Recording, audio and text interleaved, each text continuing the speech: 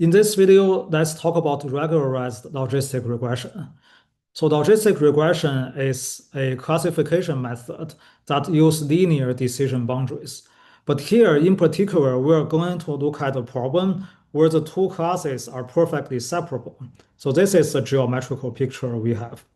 In this problem, if we just apply the classical logistic regression, there are infinite ways to separate the two classes with linear boundaries.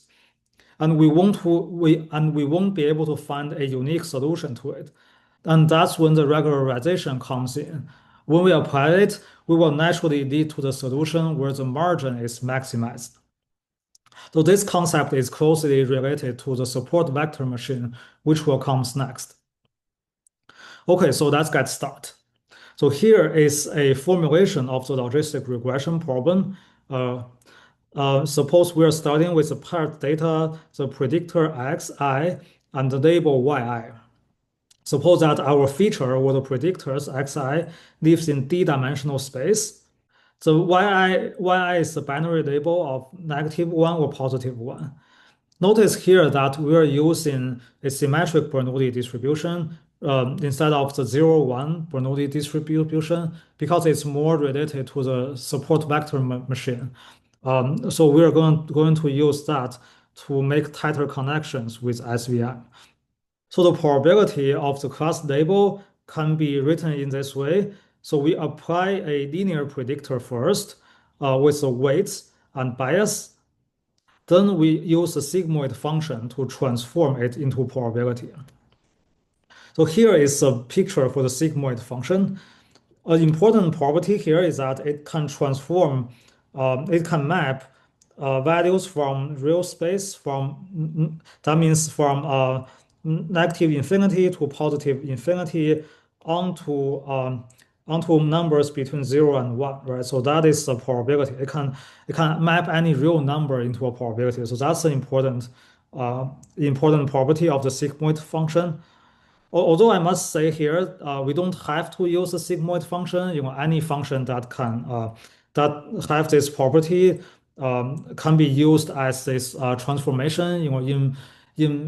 For example, in machine learning, we don't always have to use sigmoid function. In machine learning, it is also a preferred choice because sigmoid function is very easy to differentiate. The derivative can be easily calculated. So that's a very common choice. I would say the most common choice when we want to make binary predictions. Using the sigmoid function to transform the linear function, we can write down the probability of the class label in this way. We can break them down by the class labels, and then using the symmetric property of the sigmoid function, we can also write them down in a combined form like this. So that is a formulation of the logistic regression we are going to use here. And also, I need to say that the decision boundary for this problem, decision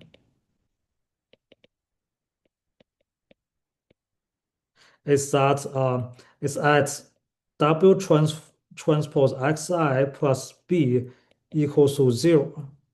So you see here, and when this property is satisfied, we'll have the probability of the class label given weight uh, equals to 1 plus 1 over 1 plus e to the 0, right? So that's going to give us a half. This is a decision boundary where we have the equal probability between two classes assigned. So that is the decision boundary. And you'll see here that this function is linear once we have a fixed vector of W transpose. So geometrically, what does it mean is that our W vector is going to be this. It's going to be perpendicular to the decision boundary. Okay, now let's think about how we can estimate the logistic regression models using maximum likelihood estimation. So this is maximum MLE for logistic regression.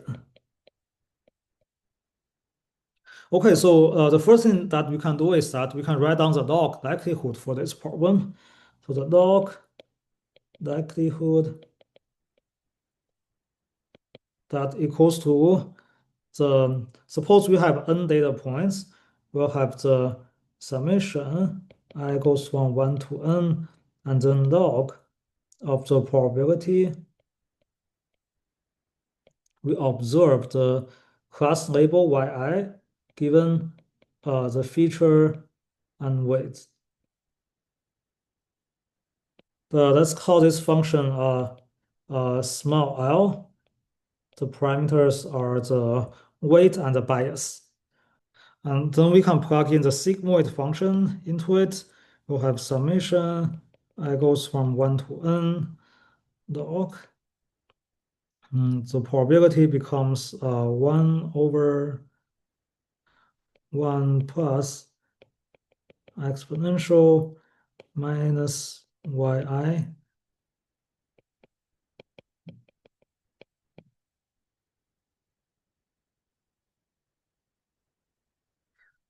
equals to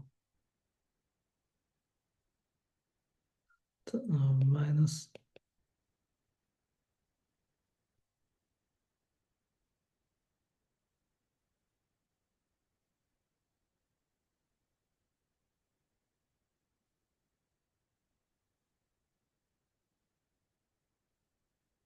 Okay, now we can actually apply an approximation to this likelihood function because we are dealing with a problem when there's a perfect separation. So that means there are some margins between the decision boundary to the points. It means that this term here, this exponential term here is very small, right? That is much smaller than one. That's why we can apply the Taylor expansion on this and only keep the linear, the first order term for this. So let's do that.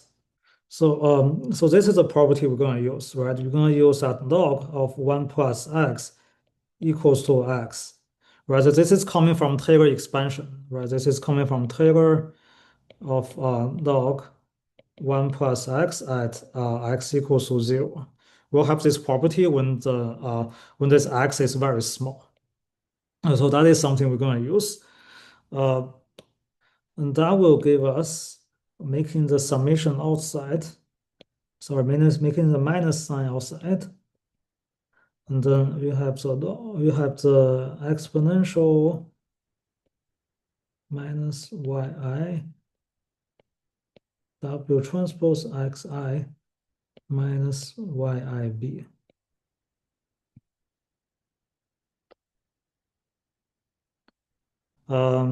Maybe in here I should use this as not equal to, this is approximately. So this is a form of the likelihood function we're going to deal with next. Here to just build our intuition, let's just consider the easiest case possible. So our toy example is just going to be 2 points on one dimension. So we have 2 points. And then let's even make that specific. This is not going to lose any generality. So we have the 1, we have -1, right? And then and positive and +1, +1 in 1D. This is like the easiest case, right? Geometrically, what this means is that we want to separate these 2 points. So this is our axis. You have the -1 in here and then the +1 for the x value. Then we have the two class.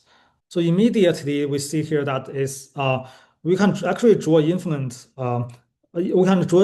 decision boundaries, right? For example, you can just shift the decision boundary around, right? It can take place any place in between these 2 points.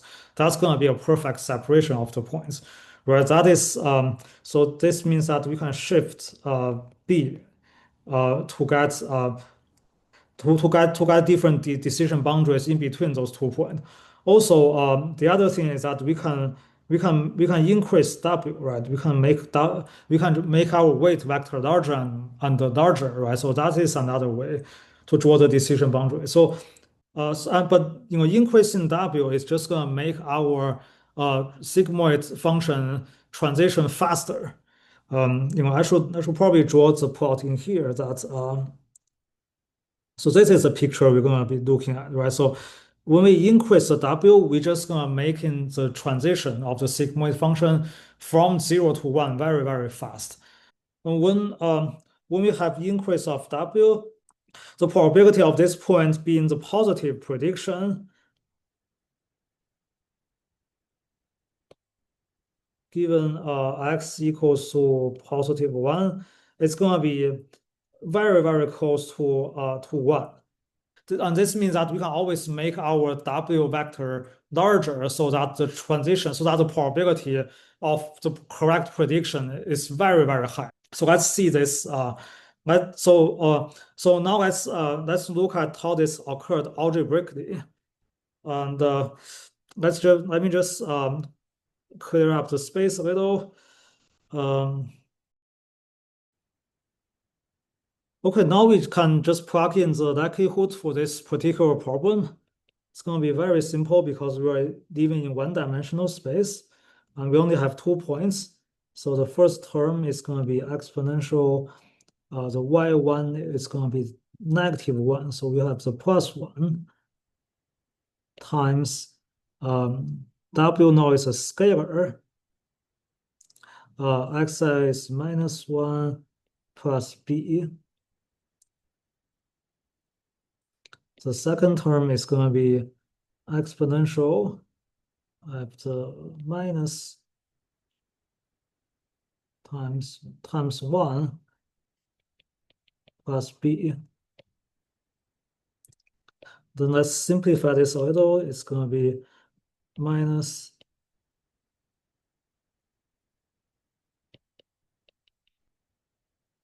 plus.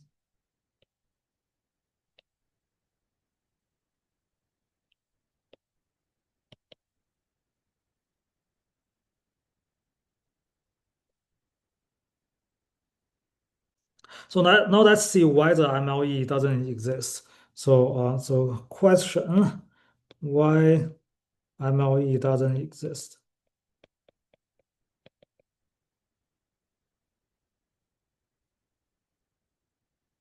Okay, so we can actually look at these two terms separately, right?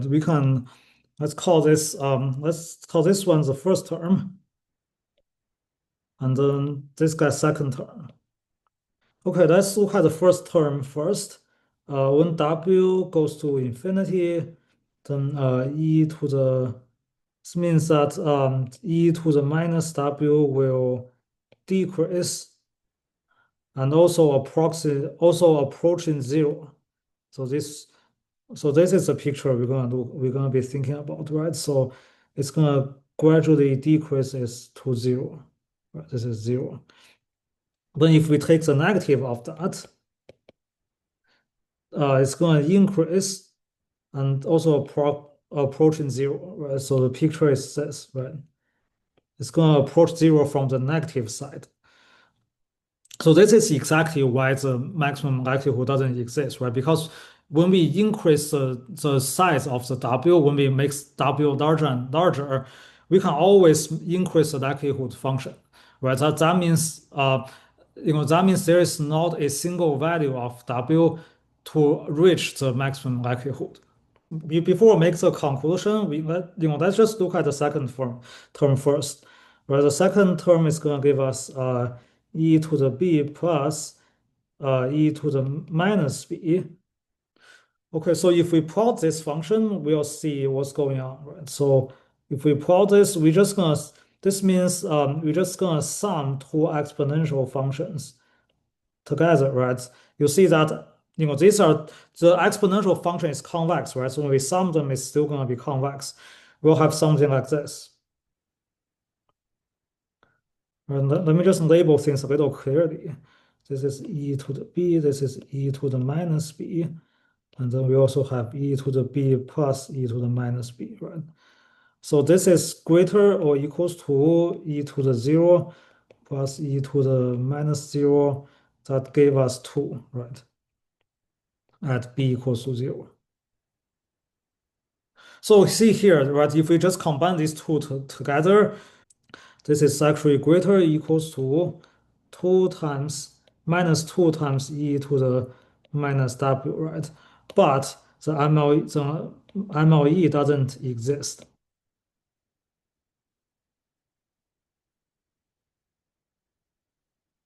because because as we increase W, we can increase the likelihood function.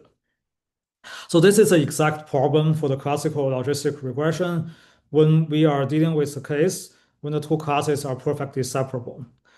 Now now we can take a look of how regularization gonna solve this problem, right? So the idea is actually super simple, right? Suppose we are putting a constraint on this W vector. Suppose that we are giving it a maximum size, then immediately we are going to obtain the MLE solution. So that is the idea. Okay, so here is the regularized logistic regression problem. So it's very simple that on top of the likelihood function, we just add a regularization term to penalize the L2 norm for the weight vector. We can also write down the constraint form for the equivalent problem that we are maximizing the likelihood function such that the weight is bounded by some number C. Using this constraint, we can almost immediately see whether the maximum likelihood can be obtained, right? Because the first term is bounded. That gives us this whole term is smaller equals to minus e to the minus c times 2, right? That equals to minus 2 times e to the minus c. The max is taken at, so the equality is taken at W equals to C, absolute value of W equals to C, then um, the then the B equals to 0, right? Okay, so so this B equals to 0 condition here is exactly the center, the midpoint between the two data points. Okay, so let me just draw a picture here. Um,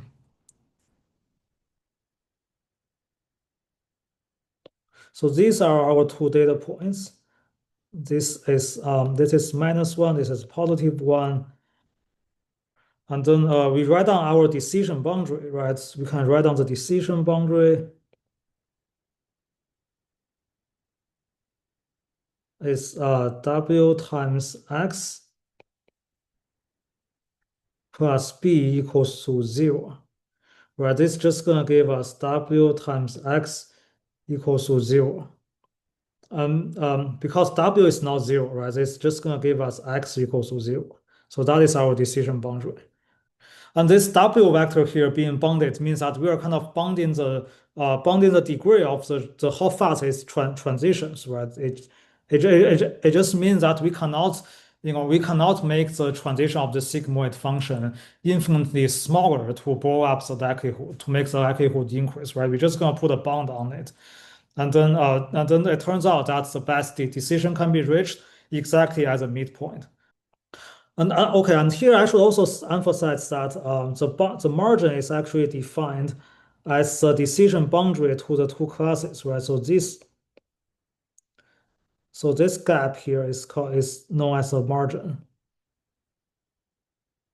And you see that the midpoint here is kind of exactly balances the margin between the two classes, right? You don't want it to be closer to one data point than the other, right? So that's something very intuitive. And this is exactly what we derived using this toy example.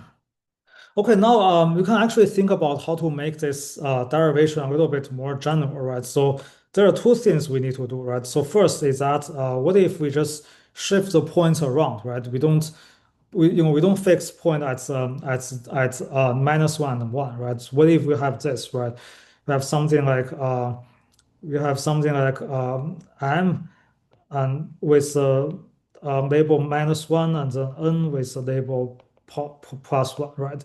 The geometry here doesn't really care about doesn't really care about these two values here being -1 or +1 or any two random numbers here, right? It's always going to find the midpoint, right?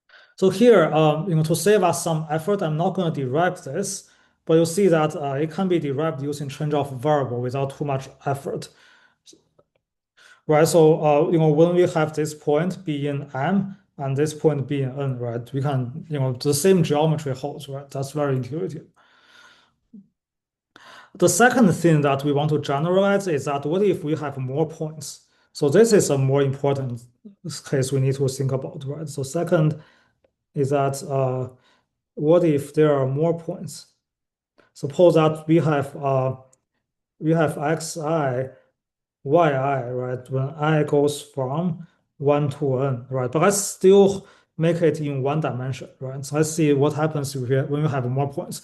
So an important thing here, a very interesting here is that when we have points that are further away from the decision boundary, they contribute actually very small to the likelihood function. We can almost ignore those points, right? Suppose we also have points in in these places, right? There are a lot of points that kind of further away from this decision boundary. I'm just saying that all of these points going to contribute, all of these points are just going to contribute very little to the likelihood function that we can almost ignore them.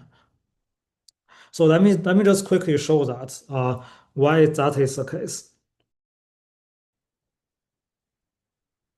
Okay, so now let's take a look of why the most of the contribution for the likelihood is just going to given by the point that closest to the decision boundary for each class, right? So here right, we can actually just compare 2 points, right? We can just kind of compare the contribution between the x1 and x2, where x2 is further from the decision boundary than x1. Right, so we can actually, because we have the next structure for the log likelihood function, we can actually directly compare the numerical values between the two data points. Okay, so let's just reduce this a little bit more. So we can plug in y1 equals to y2 equals to 1 into the equation here. We can have e to the minus, because we are in one dimensional space, so that's going to be w times x1 plus b plus e to the minus w times x2 plus b, right? So if we just take the ratio between the two, right, that's going to immediately tell us x2 plus b over the e over the first points. So that's going to give us e to the minus x2 plus b. Okay, I should actually have right. So that's correct. Yeah. So plus and then plus w times x1 plus b, right? So b is going to cancel. Then we'll have e to the omega x1, x2 minus x1, right? Let me just write it in this way. So see here that this term is going to be much smaller than 1, right? This is especially true when the regularization is weak, right? So the weak regularization, um, that means so our regularization, remember, can be written as a constraint, right? And then that just means the C is going to be large, right? So our W star is going to be large. After this optimization, so this whole term here is going to be very small, right? When so see this term here is just because we have the exponential term, right? When W is very large, this is extremely small. So this all this means that is that the only data points contributing to the decision boundary is just going to be the points closest to the decision boundary, right? So these 2 points are the main contributor to the likelihood function. All the points farther away doesn't really contribute much to it. Right, so this kind of make perfect intuitive sense, right? Because when we have this perfectly separable case, these 2 points are the hardest to separate. They're closest to each other. Once we separate those 2 points, other points become trivial, right? The likelihood function is just kind of automatically waiting on that we only consider the closest 2 points in their contributions. these 2 points, the idea here is also closely related to the support vector machine, where when we kind of explicitly model this geometry and call in those points support vectors. So those are the points. There are few points in the entire data contributing a lot to the classifier. All the points that are easy to classify doesn't contribute much in the SVM. So this kind of the logistic regression kind of have the similar idea. Instead, the difference is that we are not doing anything explicit in here. The log likelihood kind of automatically putting weights on the importance of the data points. Okay, and the last generalization we want to make is that what happens if our features are in D-dimensional space? So that is the final thing we're going to consider is that we have xi and yi. I still go from 1 to n, and then but the difference is that xi is in D-dimensional space.